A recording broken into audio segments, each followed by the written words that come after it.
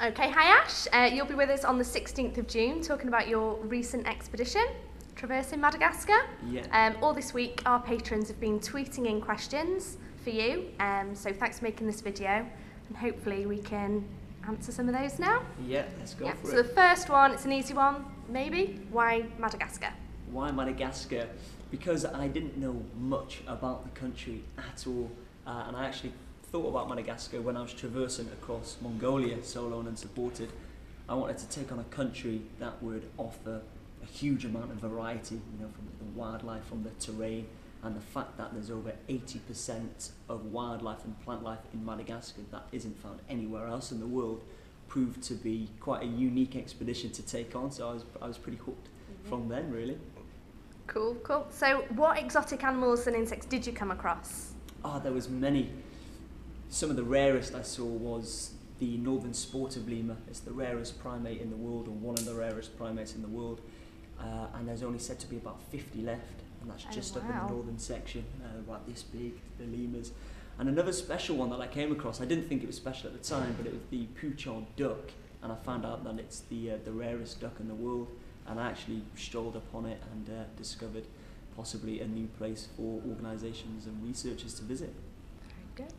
How do you prepare for your expeditions? How do I prepare? I train hard. I train really hard. 3-4 hours a day, every day of physical training. It's all low budget as well, so it's actually. So just what do you do? What's your body. physical training? What sort of things do you do? I flip a tractor tyre. I beat it with a sledgehammer to build up the inner core strength. I was a Muay Thai fighter in Thailand, so I've brought that back to Wales with me, and I still keep that up. And just anything to build up the inner core ready for the demands of either pulling heavy luggage behind or carrying the weight on my waist and shoulders. Very good. What other expeditions have you done pre-Madagascar?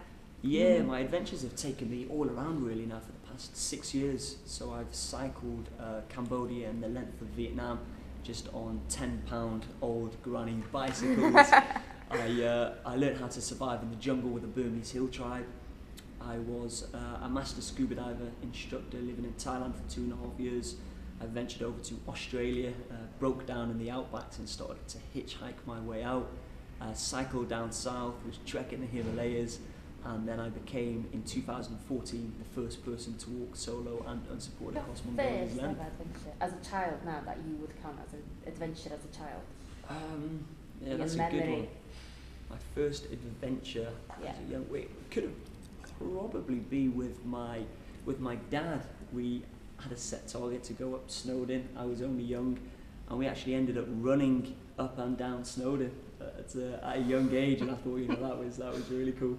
Do you think that's what got you hooked? I think it's a variety of all different things really, and I wouldn't say that I was necessarily hooked on adventure until I was 19. And we went against the locals. The locals said that you can't cycle the length of Cambodia and Vietnam, and we just went for it. And there's loads of near misses. It was a reckless, quite a foolish cycle. But after that, I was hooked on adventure, and that was kind of the catalyst.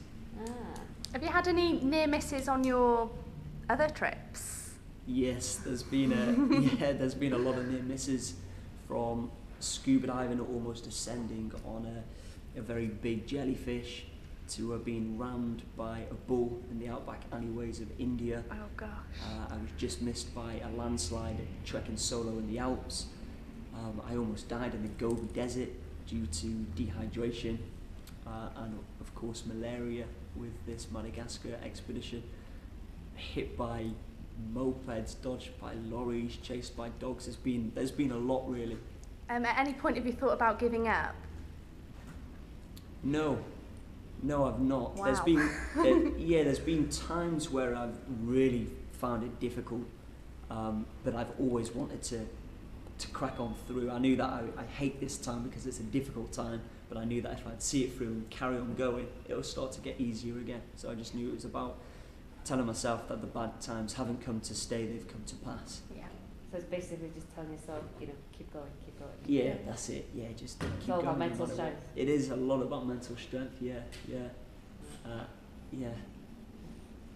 Going back to young adventurers then, and new adventurers, Where do you think that they should start finding their adventures? Have you got any idea sort of in the local area, you know, how to start out maybe? Yeah, start out with just whatever idea you have or whatever you want to do, just go for it. Locally, we're lucky living in Wales. We've got the mountains, we've got the ocean, and we've got the harsh climate as well, the harsh conditions, and that always does naturally toughen you up ahead of any expeditions that you're looking to take on abroad. I have no military background, I have no UK survival skills. All of mine is self-taught, and that's just from going for it, you know, knowing not much about it, but wanting to learn and progress as you go along. Yeah. Very good. I have got a question which a lot of our marketing team have been thinking about, and you've got a white chicken in your backpack on all the posters. What's the story there? Yeah, so in Madagascar I had to carry the white chicken called Gertrude. It was actually a male chicken, but I named him a girl's name. And the locals told me that I can't go to the summit of the highest peak without taking a white male chicken, because it's this chicken that scares off the bad spirits of the forest. Ah, okay. But of course I wasn't planning to just do the highest summit in that particular national park. I had about 3 or 4 summits, so Gertrude was with me for a good 2.5 weeks. Okay, we've had 2 quickfire questions in through the Twitter account. So if you had to choose, would you go to the desert, jungle or the Arctic? Yeah, that's a good one. I love all 3, to be honest, and each of them, even if it was a question of which is harder, they're all just as difficult, offer their own challenges. On the jungle, it's so tough to hack your way through. In the desert, it's difficult with lack of water as well, of course. Okay, so 3 things on the table. Which would you pack? You've got a knife, a map, or a first aid kit? I'd pack a knife. Knife? A knife, yes. Okay. Yeah. Were you a nightmare for your parents? In the sense that you'd be like everywhere or trying to do different things, and like, oh my god, what's he up to now? Or As a child, no. I was always competitive. oh, were you? Yeah, I was really competitive. I was doing a lot of boxing here, Yeah. a lot of cross country, and I was always the smaller one in school. But yeah, I'd compete against the biggest ones.